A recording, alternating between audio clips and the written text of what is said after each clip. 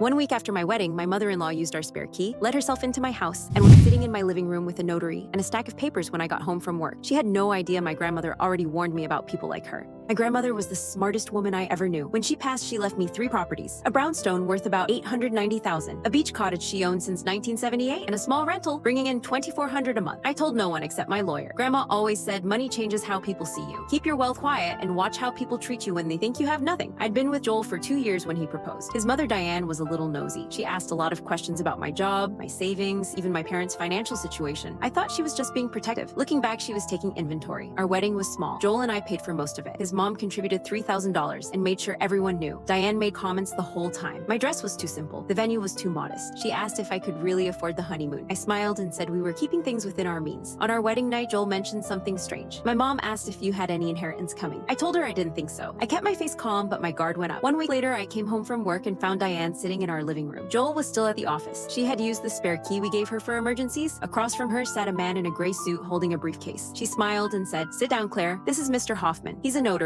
I want to help you and Joel build something real." She slid papers across the coffee table. Any property or assets either of us acquired during the marriage would be jointly managed by a family trust. She would oversee it to make sure we both made smart decisions. I didn't touch the papers. "Why would I sign this?" She said, "Because you're family now. Joel mentioned you might come into some money someday, an inheritance or something. This just makes sure it's handled properly. You're young. You might not know how to manage large sums." I stood up. "I need you to leave." She blinked. "Excuse me." I said, "Take your notary and get out of my house now." Her face went red. "You're making a mistake, Claire. I'm trying to help you." I said, "You're trying to get your hands on money you think I might have. You showed up without telling me, brought a notary into my home, asked me to sign over control of assets I haven't even mentioned. That's not help. That's a trap." The notary packed his briefcase fast. He knew this had gone wrong. Diane stood up and said, "Joel will hear about this." I said, "Good. I'll tell him myself tonight." Joel came home at 7. I showed him the papers his mother left behind. I watched his face as he read them. He went pale. "She wanted you to sign this. Without me present, without a lawyer, with the notary she brought herself." He said he had no idea. I asked, "Did you tell her I might have an inheritance?" He looked at the floor. "I mentioned your grandmother left you something." I didn't know the details. I sat across from him. "Joel, your mother tried to trick me into signing away rights to property I own. 3 properties worth over $1 million